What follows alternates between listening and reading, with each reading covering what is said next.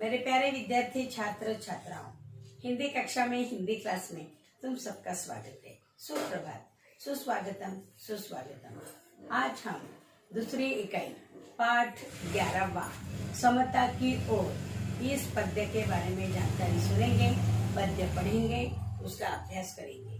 दूसरे इकाई का यह आखिरी पाठ है। इसके आखिरी पाठ पद्य है। इसके कवि मुकुटधर पांडे जी हैं, जिनका जन्म 1895 बिलासपुर छत्तीसगढ़ में हुआ। ये छायावाद प्रतिष्ठित कवि मुकुटधर पांडे जी ने 12 वर्ष की अल्पायुष्य से ही लिखना शुरू कर दिया। इनके काव्य रचनाओं में मानव प्रेम, प्रकृति सौंदर्य, मानवीकरण, आध्यात्मिकता और गीतात्मकता के तत्व प्रमुखता से परिलक्षित होते हैं। आपने पद्य के साथ साथ गद्य भी पूरे अधिकार के साथ लिखा है। इनके निबंध और आलोचना ग्रंथ भी प्रसिद्ध हैं। इनकी प्रमुख कृतियां हैं पूजा फूल, शैलबाला, कविता संग्रह, लक्षमा अनुदित उपन्यास, परिश्रम निबंध, हृदयदान, मामा, स्मृति पुंज आदि रचनाएं बहुत प्रसिद्ध है। पद्य संबंधी थोड़ी सी जानकारी। प्रस्तुत कविता में कवि ने शिशिर ऋतु में पड़ने वाली अत्यधिक ठंडक से परेशान प्राणियों, साधन संपन्न एवं अभावग्रस्त व्यक्तियों के जीवनयान का सजीव वर्णन किया है। कवि का कहना है कि धनवान और निर्धन दोनों भाई भाई है। समाज में अमीरों को गरीब भाइयों की भलाई के बारे में अवश्य विचार करना चाहिए, उनके हित के लिए सोचना चाहिए। हम सबको इस बात का पता है, भारत एक महान और विशाल देश है। इस देश में बड़े ऋतु 3 जो 4-4 महीनों के लिए आते हैं, छोटे ऋतु 6 जो 2-2 महीने के लिए आते हैं।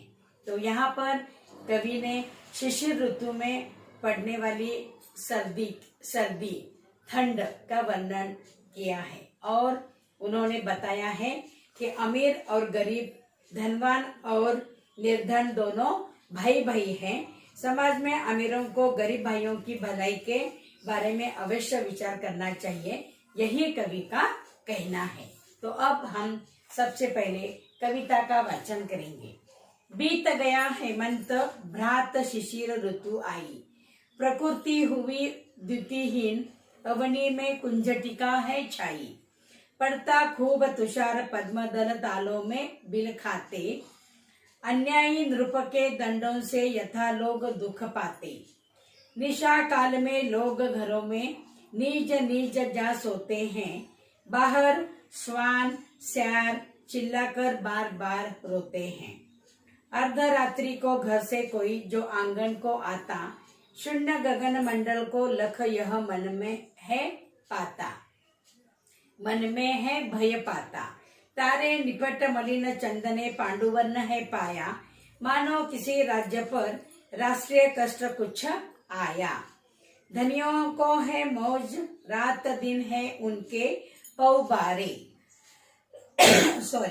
दिन दरिद्रों के मत्थे ही पड़े शिशिर दुख सारे, वे खाते हैं हलवा पूड़ी दूध मलाई ताजी, इन्हें नहीं मिलती पर सूखी रोटी और न भाजी, वे सुख से रंगीन कीमती ओढ़े शाल दुशाले, पर इनके कंपित बदनों पर गिरते हैं नीत पाले, वे हैं सुख साधन से पूरित सुघर घरों के वासी, इनके टूटे फूटे घर में छाई सदा उदासी, पहले हमें उधर की चिंता थी न कदापि सताती, माता समथी प्रकृति हमारी पालन करती जाती, हमको भाई का करना उपकार नहीं क्या होगा, भाई पर भाई का कुछ अधिकार नहीं क्या होगा। तो इन कविता में कवि ने अमीर और गरीब के बारे में जानकारी बताई है और 6 ऋतु में से एक ऋतु पतझड़ का ऋतु जो शिशिर ऋतु होता है उसमें ठंड पड़ती है और ठंड का परिणाम, ठंड का असर जो गरीबों पर होता है उनका दैनंदिन वर्णन यहाँ पर सजीव वर्णन कवि ने किया है। पहले दो पंक्तियां। बीत गया हेमंत भ्रात, शिशिर ऋतु आई, प्रकृति हुई द्युतिहीन, अवनी में कुंज टिका है छाई। कवि कहते हैं, इन दो पंक्तियों में कवि कहते हैं, हेमंत ऋतु बीत जाने पर शिशिर ऋतु आया है।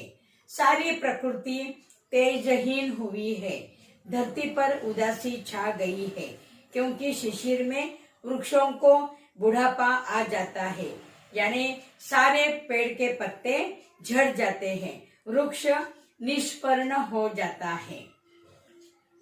इन दो पंक्तियों में कवि ने यह बताया है। अगले चार पंक्तियां।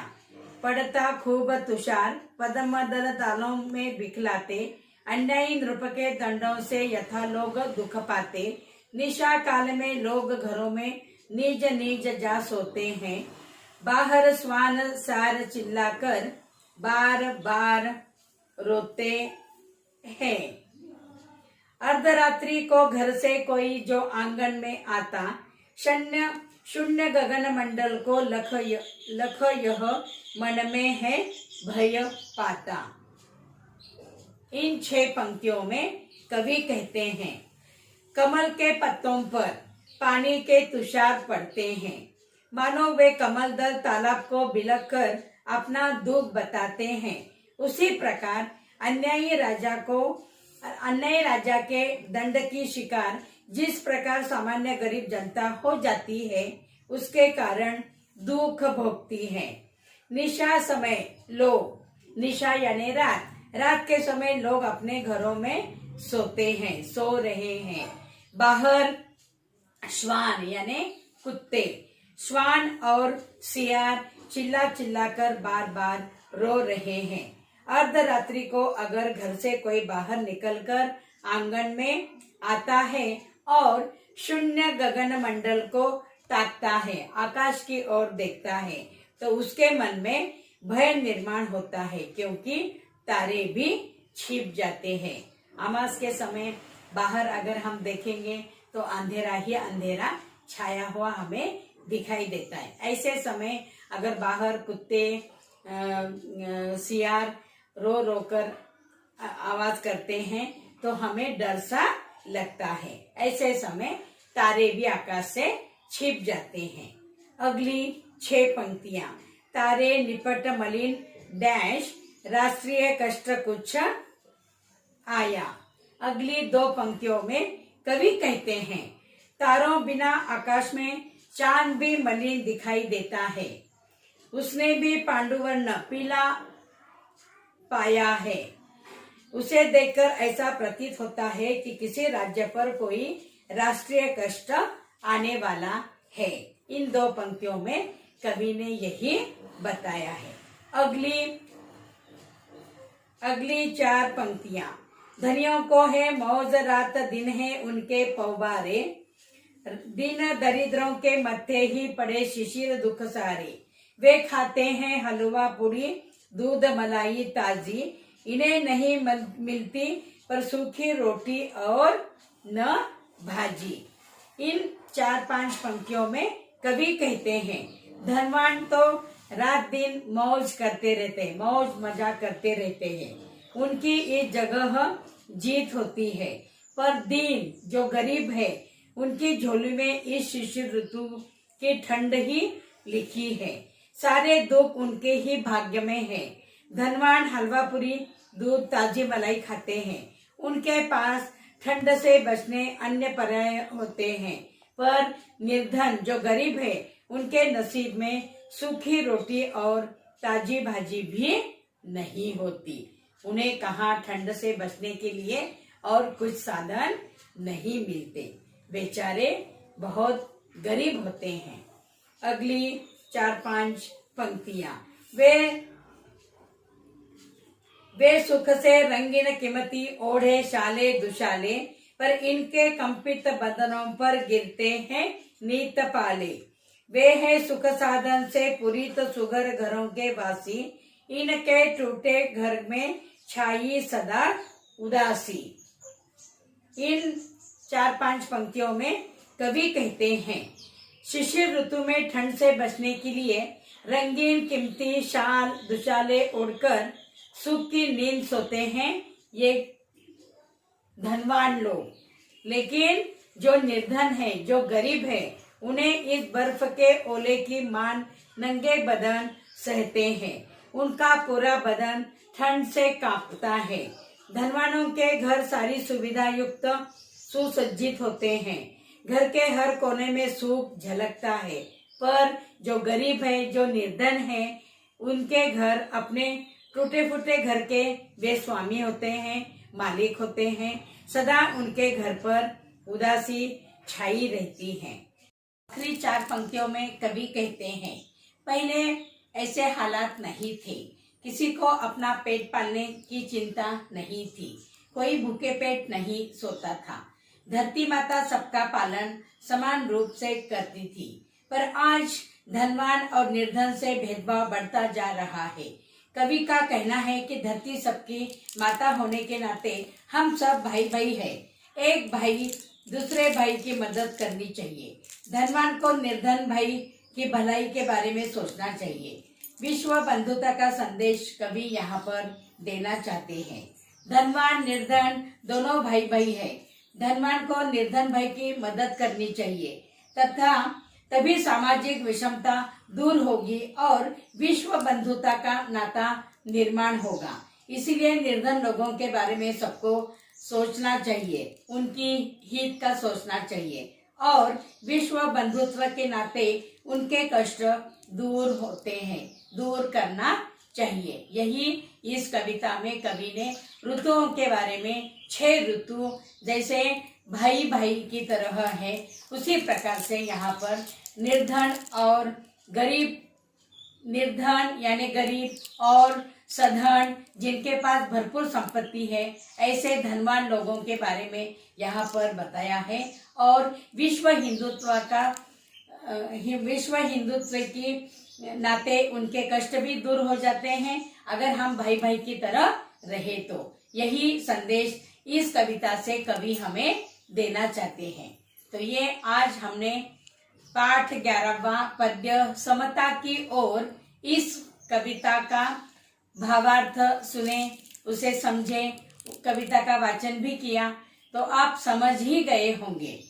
अगली तासिका में मैं पीडीएफ करके इसके क्वेश्चन आंसर्स, प्रश्नोत्तर, स्वाध्याय कृति के रूप में दे दूंगी व्हाट्सएप ग्रुप पर।